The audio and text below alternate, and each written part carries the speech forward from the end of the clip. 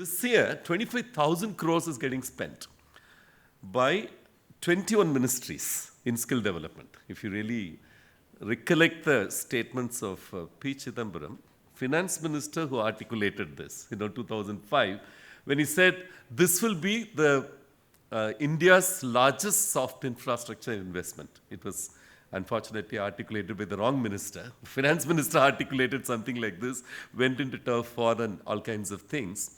One has been a lone voice pushing for greater allotment, pushing for greater state participation.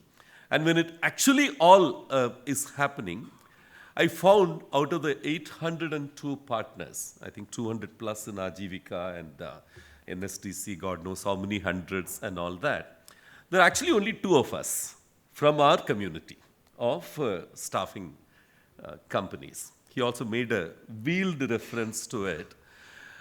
I actually thought that very little we have known about them and taken interest about this. Like, for instance, this champion scheme, which they have come up with.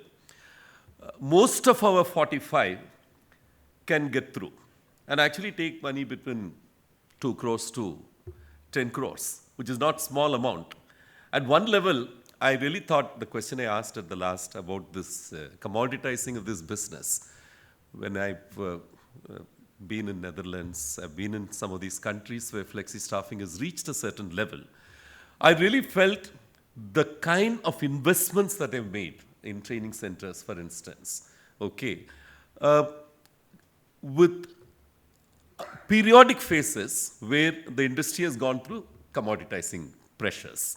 Whenever that's happened, something has happened either in the law or in investments which are of a collective kind in these countries, which lifted up the industry again. If you really track this history, it's amazing when public sector got opened up in Italy, or whether it's this entire train and depute kind of a concept got entrenched in some countries like Netherlands, for instance. I really felt, if you really look at the history of this place, of this industry, whenever investments have collectively happened, the industry has got a lift. And today, I think we're sitting on a golden opportunity.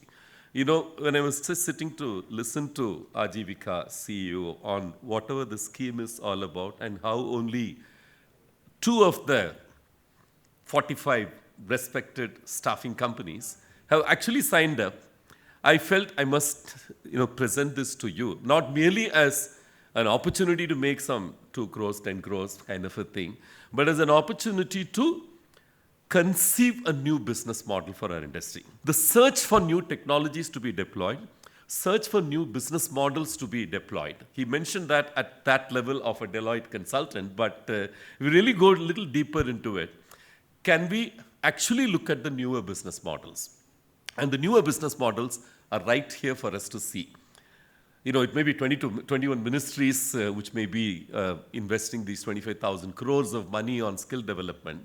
But if we don't see it as an important element in strengthening our competitive advantage, then I think this is another few crores which will be in the hands of some people. And they won't know how to make placements of these people. And the constant search, Ramkumar, when he first stepped into the stage, first thing he's asking his boss, I have 1,000 people to be placed. I've skilled them. I need to place them. There's a big struggle. And the same Ram talks about, can you figure out new business models? The business model, in my view, is these 3 things which are supposed to be disparate, deliberately kept disparate: assessment, training, and placement cum staffing, need to in some manner come together, either under the same roof or in an alliance mode.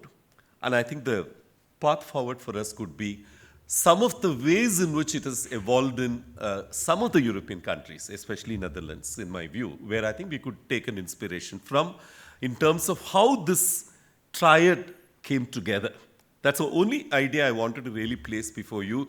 And I believe Achhe Din will come to our industry.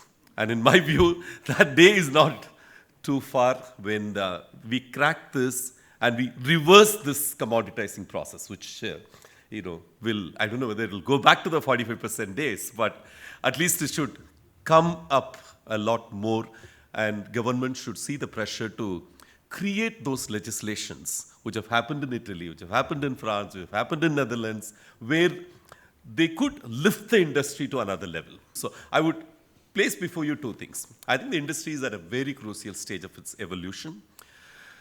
ISF is playing a great role to conceptualize, not only advocate, but also conceptualize these newer business models. I think we have plenty to learn and experiment. And this is the time for us to learn and grow and make Flexi, not only the people who are in Flexi see this as a cool industry, but also the governments and others to see this as a cool industry. Thank you for the opportunity to take these 10 minutes with you.